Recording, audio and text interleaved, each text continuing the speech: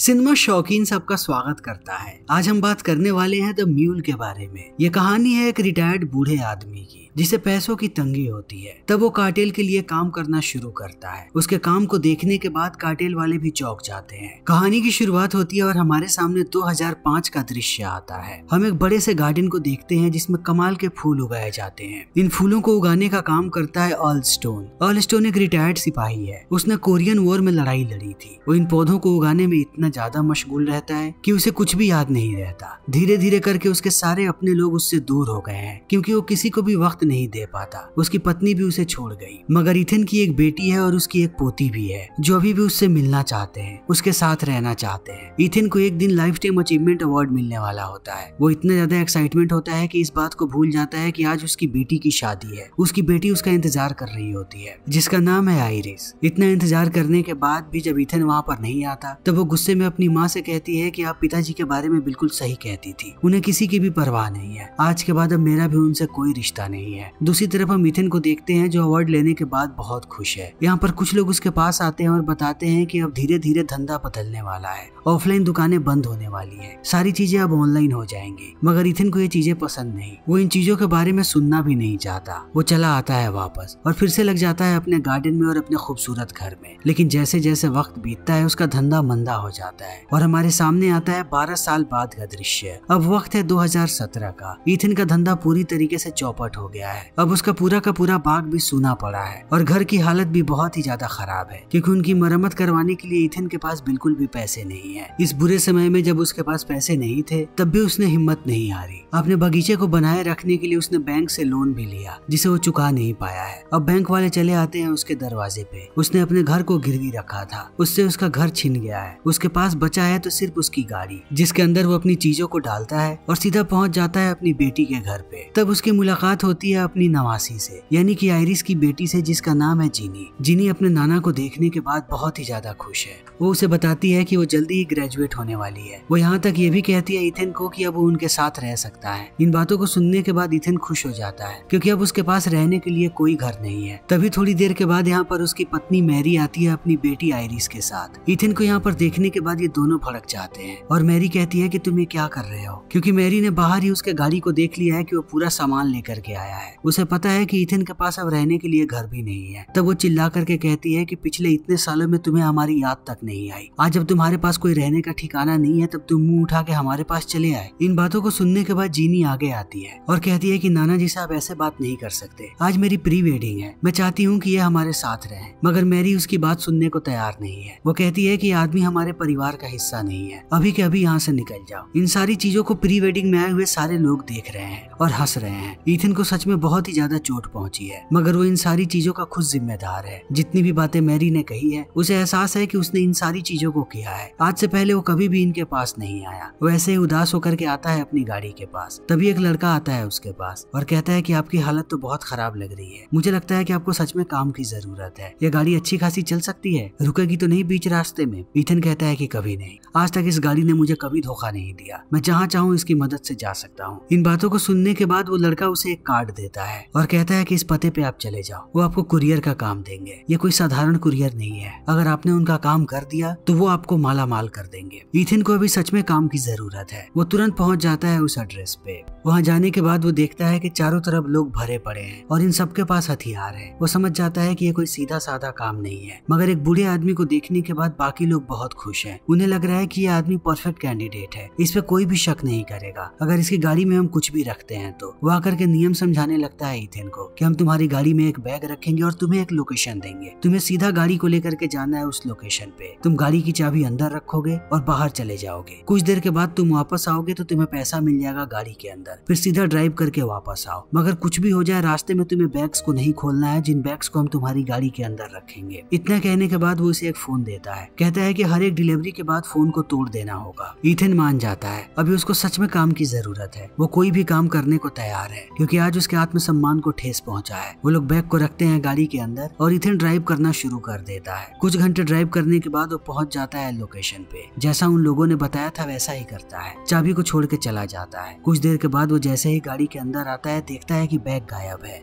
और अंदर एक लिफाफा पड़ा है जिसमें नोटों की गड्डी है। इतने पैसे देखे हुए इथन को बहुत वक्त हो गया था। तकरीबन 1 साल काम काम करने के बाद उसे इतने पैसे मिलते थे और आज उसने कुछ ही घंटों में इतने पैसे कमा लिए। अब वो बहुत खुश है। वो सीधा वापस आता है और अपने लिए अच्छे कपड़े खरीदता है। अब उसे सच में जीनी की शादी में जाना है। वहाँ जाने के बाद वो सारा डेकोरेशन का खर्चा उठाता है। उसके साथ साथ यहाँ पर ओपन बार भी लगवाता है लोगों के लिए। इन सारी चीजों को देखने के बाद जीनी बहुत खुश है, मगर मैरी और आयरिस अभी भी उस पर भड़के हुए हैं। तब जीनी सबके सामने शुक्रिया अदा करती है अपने नाना का, ताकि सबको पता लगे कि उसने क्या किया है। अब इथन सच में खुश है। थोड़े समय के बाद वो अपने लिए दूसरी नई गाड़ी खरीदता है और नई गाड़ी से पहुंचता है उन लोगों के पास। इसे देखने के बाद वो लोग बहुत खुश हैं। उन्हें सच में अच्छा लग रहा है कि इस बूढ़े आदमी के पास इतने पैसे आ गए। आज बातों ही बातों में ये बात पता लग जाती है इथन को कि ये लोग कार्टेल के लिए काम करते हैं और अब कहीं वो भी कार्टेल के लिए काम कर रहा है। ये लोग फिर से बैग्स को गाड़ियों में रखते हैं और एक नया फोन देते हैं इथन को और सेम इंस्ट्रक्शन देते हैं कि उसे क्या करना है। इथन निकल जाता है अपने दूसरे कुरियर के काम पे। तभी हमारे सामने डीईए ऑफिस का दृश्य आता है, जहाँ पर हम देखते हैं एजेंट वॉरेन लुइस को। वॉरेन बहुत समय से परेशान है कि आखिर कार्टेल वाले इतने सारे ड्रग्स का व्यापार कैसे कर रहे हैं। तो इन सब का पर्दाफाश करने के लिए उसने एक ट्रेंड एजेंट को बुलाया है जिसका नाम है कॉलिन बेट्स। कॉलिन अपने काम में माहिर है। वॉरेन उसे कह रहा है कि शहर में बहुत ही ज्यादा ड्रग्स आ रहा है और यहाँ से बाहर भी जा रहा है। तुम्हें उन्हीं लोगों का पता लगाना है कि आखिर ये लोग अंदर बाहर कैसे कर रहे हैं। कॉलिन लग जाता है काम पे। वो अपने पार्टनर को लेकर के चारों तरफ नजर रखने लगता है। इनके टारगेट में सबसे पहला नाम आता है लुइस नाम के आदमी का, जिसके पास बहुत सारा कैश है। कई दिनों तक ये लोग उस पे नजर रखते हैं और एक दिन उसके घर पे रेड मारते हैं। तब इनके हाथों सारा का सारा कैश लग जाता है और उसके साथ साथ नशीली चीजें भी। ये लोग उसे पकड़ के लाते हैं पुलिस स्टेशन में और पूछताछ के समय कहते हैं कि तुम पूरी जिंदगी के लिए जेल जाने वाले हो। तब वो डर जाता है। कॉलिन कहता है कि अगर तुम बाहर रहना चाहते हो तो तुम्हारे पास एक ही ऑप्शन है, हमारे खबरी बन जाओ और कार्टेल की जितनी भी गतिविधियां यहाँ पे हो रही हैं हमें पल पल की खबर दो। लुइस के पास दूसरा कोई भी रास्ता नहीं है। वो मान जाता है और इन्हें जानकारियां देना शुरू कर देता है। तभी हम देखते हैं इथन को। इथन के पास अब इतने पैसे हैं कि वो अपने घर को छुड़ा सकता है। वो बैंक में सारा का सारा लोन चुका के अपने घर में वापस आ जाता है। तभी उसे पता लगता है कि जितने भी रिटायर्ड सिपाही थे उनका एक छोटा सा क्लब था। हाल ही में उस क्लब में आग लग गई। तब वो जाता है वहाँ पर उनसे मिलने के लिए। वहाँ का मैनेजर बताता है कि इंश्योरेंस कंपनी वाले भी हमारी मदद नहीं कर रहे। इथन को सच में बुरा लगता है। वो वाकई में मदद करना चाहता है इन सारे लोगों की। तब वो जाता है अपने तीसरे डिलीवरी के काम के लिए। उसे देखने के बाद सारे लोग खुश हो जाते हैं। अब तक उन लोगों ने जितना सामान उसकी गाड़ी में रखा था इस बार उससे डबल चीजें रखते हैं और फोन देकर के सेम इंस्ट्रक्शन को फॉलो करने के लिए कहते हैं। इथन निकल पड़ता है। कुछ देर ड्राइव करने के बाद वो सोचता है कि आज वो चेक करेगा कि आखिर बैग्स के अंदर है क्या। पीछे आने के बाद वो जैसे ही बैग्स को खोलता है उसे बहुत सारा कोकीन नजर आता है। वो पहले से इस बात को जानता था कि बैग में जरूर कुछ इलीगल चीजें हैं, मगर उसे पता नहीं था कि इतना सारा कोकीन होगा। तभी वो देखता है कि पीछे एक शेरिफ आ गया है। वो तुरंत बैग को बंद करके घूम जाता है। शेरिफ कहता है कि आखिर गाड़ी में है क्या। वो कहता है कि कुछ नहीं, बस घर का राशन है और मैं अपनी नवासी के लिए कुछ खाने की चीजें लेकर के जा रहा हूँ। तभी शेरिफ देखता है कि उसका स्निफर डॉग भौंक रहा है। वो चला जाता है उसे गाड़ी से निकालने के लिए। इथन ने भी इस चीज को देख लिया है। वो भाग के आता है आगे और अपने हाथों में बाम लगा लेता है। जैसे ही कुत्ता बाहर आता है वो उसे बाम सूंघा देता है। तब कुत्ता बाकी चीजों को नहीं सूंघ पाता और इस तरीके से वो बड़े ही आसानी से निकल जाता है यहाँ से। इथन कोई कच्चा खिलाड़ी नहीं है। वो एक वॉर वेटरन है। उसे पता है कि किस सिचुएशन में क्या करना है। इस बार भी उसकी डिलीवरी सफल होती है और सबसे ज्यादा पैसे मिलते हैं क्योंकि इस बार वो सबसे ज्यादा कोकीन लेकर के आया था। तभी हम देखते हैं कार्टेल के किंगपिन को, जिसका नाम है लैटो। लैटो बुलाता है अपने खास आदमी को जिसका नाम है यूलियो। उसे कहता है कि एक बूढ़ा आदमी है जिसका नाम है इथन। वो सबसे ज्यादा कंसाइनमेंट को एक जगह से दूसरी जगह पहुंचा रहा है। मैं उसके काम से बहुत प्रभावित हूँ। इस बार मैं उसे काम देने वाला हूँ 110 केजी कोकीन का, लेकिन ये काम वाकई में रिस्की हो सकता है। इसीलिए मैं चाहता हूँ कि तुम उस पर नजर रखो ताकि कोई भी गड़बड़ ना हो। यूलियो मान जाता है। दूसरी तरफ इथन ने बहुत सारे पैसे खर्च किए हैं ताकि वो फिर से उस क्लब को ठीक करवा सके। जितने भी वॉर वेटरन हैं वो सारे के सारे बहुत खुश हैं। अब इथन उनके लिए एक हीरो बन चुका है जिसने उनकी मदद की। उसके बाद इथन मदद करता है जीनी की। उसने उसकी पूरी फीस भरी हुई है। जब उसका कॉन्वोकेशन होता है तब इथन भी आता है, मगर आयरिस अभी भी उससे नाराज है। पर मैरी आकर के उसके पास बैठती है। उसे कहीं ना कहीं ये चीज नजर आ रही है कि इथन अब पूरी मेहनत कर रहा है। वो सच में परिवार के लिए कुछ चीजें कर रहा है। बातों ही बातों में यहाँ पर इथन को एहसास होता है कि मैरी बहुत ही ज्यादा बीमार है। लेकिन इस बीच इथन अपने काम को नहीं छोड़ता। वो बार बार डिलीवरी करने जाता है। इस बार वो अपनी 8वीं डिलीवरी करने जा रहा है। तभी उसके पास विलियो आता है और कहता है कि मैं तुम पे नजर रखूंगा,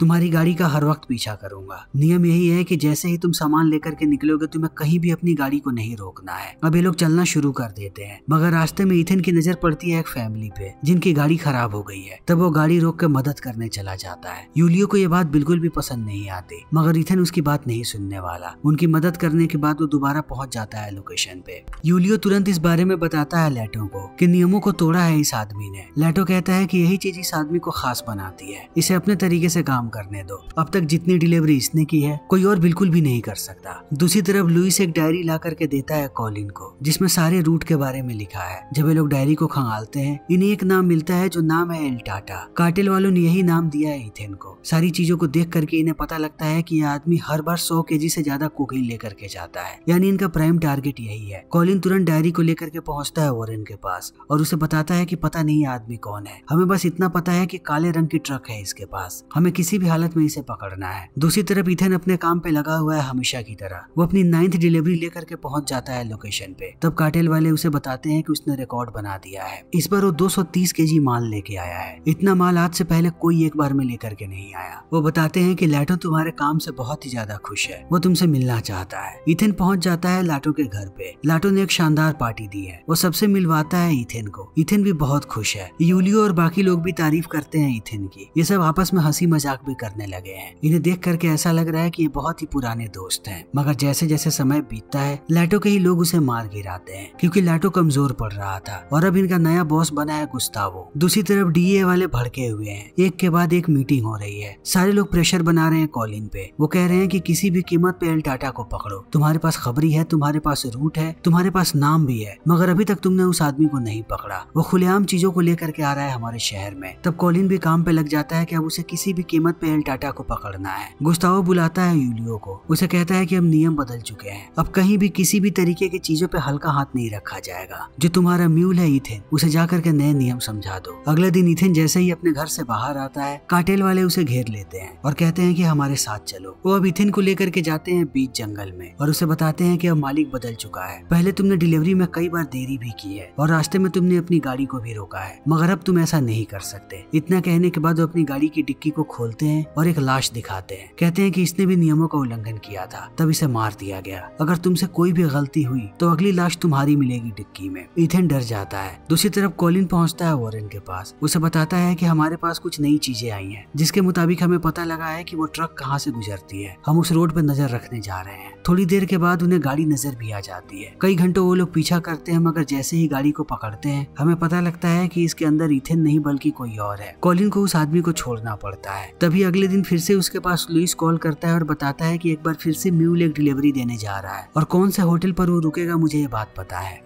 रात को ये लोग पहुंच जाते हैं होटल पे। चारों तरफ इन लोगों ने नजर रखा हुआ है। तभी इन्हें एक बॉडी बिल्डर आदमी नजर आता है, जिसे देख करके ऐसा लगता है कि ये नशे में है। तुरंत कॉलिन जा करके पकड़ता है उसे और तलाशी लेने के बाद देखता है कि इस आदमी के पास सिर्फ 10 ग्राम कोकीन है। तब वो लोग उसके पूरे गाड़ी की तलाशी लेते हैं, मगर कहीं उन्हें कुछ भी नजर नहीं आता। कॉलिन एक बार फिर से खाली हाथ है। तभी बगल के कमरे में हम देखते हैं कि इथेन यहीं पर है। उसने सारी चीजों को देखा है और वो मुस्तैद हो गया है। अगली सुबह वो आता है कॉफी पीने के लिए। तब देखता है कि कॉलिन बगल में ही बैठा है। थोड़ी देर के बाद ये दोनों बातें करने लगते हैं। बातों ही बातों में कॉलिन कहता है कि हमेशा उसकी लड़ाई होती रहती है अपनी पत्नी से। इथेन कहता है कि झगड़ों को सुलझाओ, मेरी वाली गलती मत करना। मैंने झगड़ों को सुलझाया नहीं और मैं दूर रहने लगा। दूर रहने से सिर्फ दूरी बढ़ती है और एक वक्त के बाद मेरा तलाक हो गया। जिंदगी में अगर कोई चीज सबसे महत्वपूर्ण है तो वो परिवार ही है। अपने परिवार को कभी टूटने मत देना। जो गलती मैंने की मैं नहीं चाहता कि कोई और करे। इतना कह के वो अपनी गाड़ी लेकर के निकल जाता है। वो बहुत दूर आ चुका है। थोड़ी देर के बाद वो लोकेशन पे पहुंचने ही वाला होता है। तभी उसे जीनी कॉल करती है और बताती है कि मैरी की तबीयत बहुत ही ज्यादा खराब है, मुझे कुछ ठीक नहीं लग रहा, जितनी जल्दी हो सके आपको हॉस्पिटल आ जाना चाहिए। इन बातों को सुनने के बाद इथेन एक बार नहीं सोचता कि वो नियमों का उल्लंघन कर रहा है। वो तुरंत गाड़ी घुमा करके आने लगता है हॉस्पिटल की तरफ। तब उसे जीनी बताती है कि हॉस्पिटल नहीं घर आना है, क्योंकि हॉस्पिटल वालों ने जवाब दे दिया। उन्होंने कहा है कि आखिरी समय में मैरी को घर पे रखो। तुरंत इथेन आ जाता है घर पे और जाता है मैरी के पास। मैरी की आंखों में देख करके वो सारी चीजों के लिए माफी मांगता है, जितनी भी चीजें उसने आज तक की है। मैरी भी उसे माफ कर देती है और उसे इस बात की खुशी है कि आखिरी वक्त में इथेन उसके साथ है। दूसरी तरफ कार्टेल वाले बार बार इथेन को कॉल कर रहे हैं, मगर वो कॉल नहीं उठा रहा। तब वो लोग निश्चय करते हैं कि वो लोग मार देंगे इथेन को। निकल पड़ते हैं उसे ढूंढने के लिए। दूसरी तरफ लुइस ये बात बताता है कॉलिन को कि जो एल टाटा है उसके पास अभी $12 लाख के कोकीन है और कार्टेल वालों का उससे कांटेक्ट नहीं हो पा रहा। यही समय है जब तुम लोग एल टाटा को पकड़ सकते हो। इन बातों को सुनने के बाद कॉलिन अपनी टीम बनाने लगता है, मगर वॉरेन कहता है कि अब हमारे पास और टाइम नहीं है, सारे के सारे सीनियर्स ने गिव अप कर दिया है, हम इस केस पे और टाइम नहीं लगाने वाले। कॉलिन कहता है कि मुझे एक आखिरी मौका चाहिए, इस बार मैं उस आदमी को पकड़ लूंगा। तब वॉरेन मान जाता है। दूसरी तरफ इथेन देखता है कि अब मैरी ने दम तोड़ दिया, वो बहुत ही ज्यादा भावुक है। सारे लोगों के साथ अब वो भी जाता है फ्यूनरल में। यहाँ पर आयरिस पिघल जाती है। उसे पता है कि उसके सर के ऊपर से माँ का छत्र छाया खत्म हो गया, अब एक पिता ही है। इतने सालों के बाद उसने पहली बार इथेन से बात की है। वो उसे कहती है कि मैं डिनर पे आपका इंतजार करूंगी। इथेन कहता है वो जरूर आएगा, उसे अब किसी भी कीमत पर डिलीवरी करनी है। वो गाड़ी लेकर के निकल जाता है। कार्टेल वाले सड़क पर ही होते हैं। जैसे ही वो उसकी गाड़ी को देखते हैं पीछा करना शुरू कर देते हैं। एक गैस स्टेशन पे जब वो गाड़ी रोकता है तब वो उसे खींच के लेकर के जाते हैं पीछे। पहले उसे पीटते हैं, फिर तलाशी लेकर के पूछते हैं कि तुम कहाँ गायब थे। तब वो कहता है कि मेरी पत्नी का देहांत हो गया था, मैं उसका अंतिम संस्कार करवा रहा था। उसकी जेब में उन्हें मैरी का फ्यूनरल कार्ड भी मिलता है, जिसे देख के थोड़ी देर के लिए वो लोग शांत हो जाते हैं, क्योंकि ये सारे लोग भी पत्थर दिल नहीं है। मगर उन्हें गुस्तावो को ये सारी बातें बतानी है। गुस्तावो बातों को सुनने के बाद कहता है कि चाहे सिचुएशन कुछ भी हो, मेरे नियम नहीं बदलते। जैसे ही हमें कुरियर मिलता है इस आदमी को मार देना। इस बात को सुनने के बाद ये लोग चौंक जाते हैं और इथेन को कहते हैं कि गाड़ी चलाना शुरू करो। दूसरी तरफ कॉलिन ने भी इस कॉल रिकॉर्डिंग को सुन लिया है। वो लोग इथेन की गाड़ी का पीछा करने लगते हैं। सामने के रोड को उन लोगों ने ब्लॉक करके रखा है। कुछ देर के बाद इथेन पकड़ा जाता है। जैसे ही कॉलिन उसकी शक्ल देखता है वो चौंक जाता है, क्योंकि उसी से उसने बात किया था उस कैफे में। गाड़ी में बैठाते समय कहता है कि तुम्हें कुछ कहना है। इथेन कहता है नहीं, मुझे वही मिला है मैं जिसके लायक हूँ, मगर मुझे इस बात की खुशी है कि जो पैसे मुझे मिले उससे मैं अपने परिवार के साथ समय बिता सका और अपनी पत्नी के साथ में उसके आखिरी वक्त में था। उसे गिरफ्तार करके पेश किया जाता है कोर्ट में। उसकी लॉयर अब एक के बाद एक दलीलें रखना शुरू करती है कि इथेन एक रिटायर्ड सिपाही है, उसने सरकार के लिए युद्ध लड़ा है, वो रिटायर था, उसके पास पैसे नहीं थे, उसकी माली हालत बहुत ही खराब थी, इसीलिए उसने ये काम किया। लेकिन इथेन उसे बीच में ही रोक देता है और खड़े होकर के कहता है कि मैंने जो कुछ भी किया है वो गलत है, चाहे स्थिति कुछ भी हो, किसी को भी गलत काम नहीं करना चाहिए। मैं एक दोषी हूँ, मुझे सजा मिलनी चाहिए। इस बात को सुनने के बाद अब पूरे कोर्ट में सन्नाटा छा जाता है। आयरिस और जीनी दोनों के दोनों रो रहे हैं। जज थोड़ी देर सोचती है और उसे सजा सुनाती है। अब इथेन को जेल जाना पड़ेगा। जाते समय आयरिस उसे देख करके रोने लगती है। तब इथेन उसे कहता है कि समय सबसे कीमती होता है, जब मेरे पास समय था तब मैं तुम लोगों के पास नहीं आया,